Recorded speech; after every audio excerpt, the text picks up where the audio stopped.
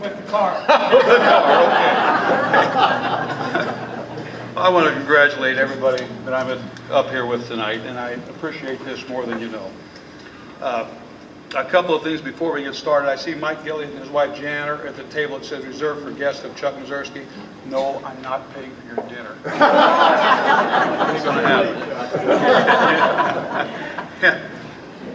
Three runner-ups, I want to be honest with you, we would have won those, but the referees cheated us. So, if any referees in here, you can leave now.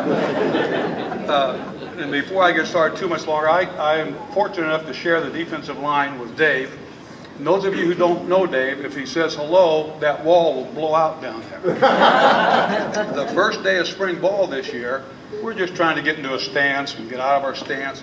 And Dave is hollering at him, "We're going to kill him, kill him, kill him." Finally, I said, "Dave, that's day 2. Right now, we need to get him in a stance." But I appreciate this really more than I can tell you. And nobody ever gets anywhere in life without a lot of help along the way. And I have certainly had that in my life and been very fortunate coming along. In Granite City, Illinois, you did one of two things when you were a kid. You went to work at the steel mill, and I did that for a while, or you joined the Army. And my mom and dad were career servicemen. I'm very proud of both served in World War II. But everything good that's happened to me in my adult life, I can trace back to Peru State College. And the best thing that happened to me at Peru State College was I saw a young lady walking across campus one day from Manly, Nebraska, named Alice Massoff. And I asked her out for 3 or 4 months before she finally said yes. I think I was a stalker before the term was invented. And she really is, and I'm very sincere about this, she is the best person and the finest person I've ever met in my life. I don't know how I lucked out, but I did.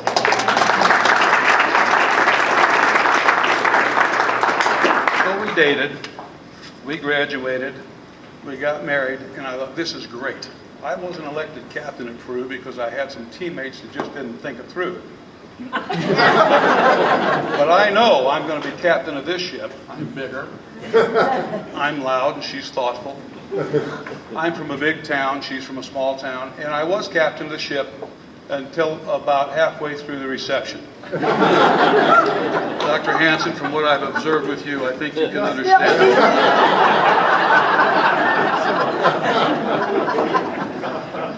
And we have 2 wonderful children we're both very proud of. My son Ted is here tonight, and our daughter Allison lives in New Orleans, Louisiana, and she's given us a grandchild, Jude, and they're both great citizens. They both have responsible jobs.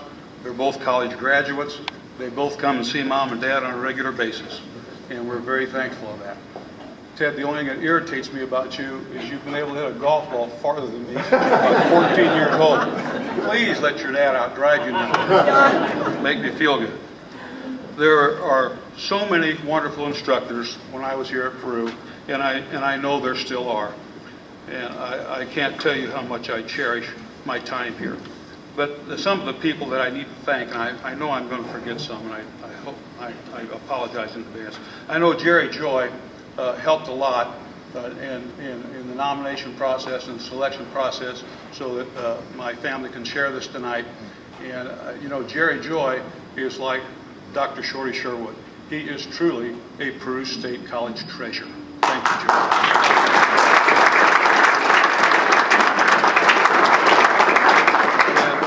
When I was here, we had Dr. Barrett taught English, and Dr. Weiniger, the real Dr. Weiniger, not the guy that's on the radio. And I learned lessons from all of them. You know, like Dr. Weiniger, the real one, told me, you know, maybe your children won't turn out as good as you think.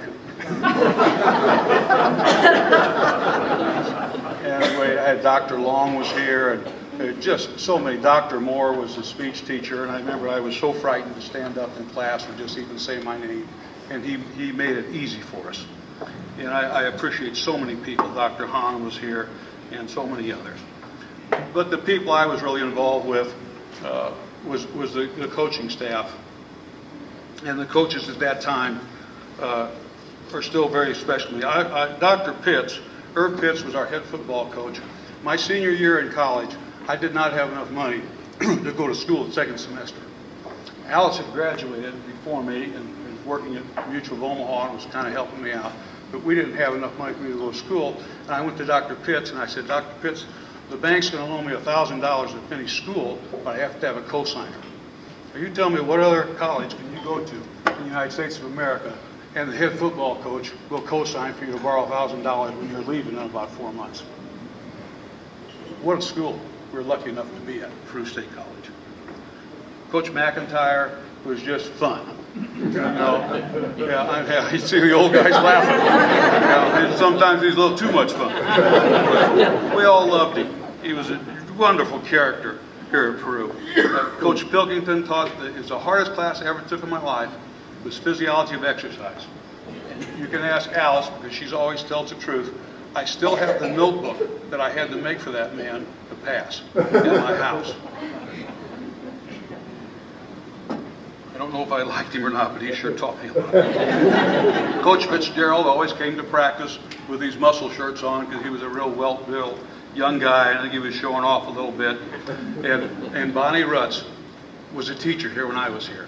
And I can tell you, she was beloved by the students here. She's a wonderful woman. And I'm so happy that I knew her in my life. She made my life better. Coach Stemper lived at the top of the hill. And Coach Stemper, when you were a freshman and you wanted to go home and you were homesick, you didn't know what to do, you could go up to Coach Stemper's house and he'd say, Elsie, make the guys a ham sandwich and get some cookies. And Coach Stemper would kind of, you know, soothe us a little bit and we'd be okay and we'd go to class again the next day. And Coach Pelisek, the last coach that I'm going to mention tonight that was on the staff then. Coach Pelisek was the line coach in football, and Coach Pelisek was the baseball coach. And so I got to see him in the fall and in the spring. And I learned a lot from Coach Pelisek. Not just about football and baseball, but you know one thing that irritated me though, Coach? I hit my only triple in my life against Washburn, and you took me out and put Nick Petrillo in to run for me. You did, and do you remember what happened? They hit a one bouncer to the third baseman, Nick takes off, gets thrown out at home, and I sat on the bench, well hell, I could have done that.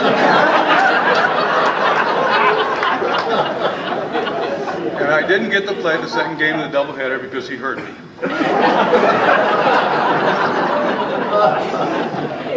One thing that I did learn from Coach Pelisek that has done me well in my life. I had a swimming class last semester in school. I played football and baseball for him 4 years. He knew Alice. He knew we were getting married the day before graduation. And Dean Rabideau and I, it's a 1-hour class. And I had it figured perfect. I was going to graduate with the exact number of hours. You know, why'd have more? Rabideau and I skipped about 7 swimming classes. And so it's the last week of school. And Coach Pelisek finds me and he says, Chuck, you're not gonna make it. You're not coming to swimming class. What's the deal? I said, Coach, I played for you for 4 years in 1-hour class. I can swim. What's the deal? And he says, you and Rabideau owe me 7 hours in the pool. And I said, Coach, just give me a D. I don't care. And he said, no, you're going to do your hours. And so Dean Rabideau and I had to go down, and it was Dean's idea, Coach. It wasn't mine to skip class.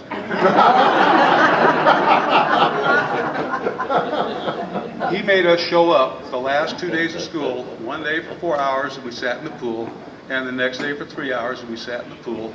And you taught me a wonderful lesson. When you make a commitment, follow through on it. Thank you, Coach.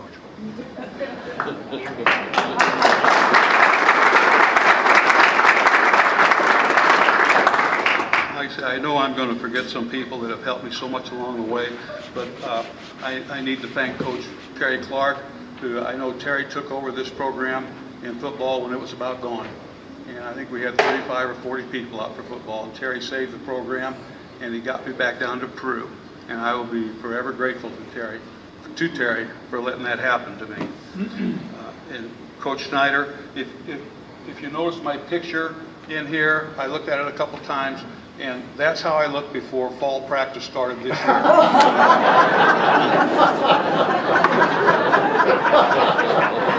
Coach Snyder is the hardest working man I've ever been around in my life. We are so fortunate to have him here as our athletic director and our football coach.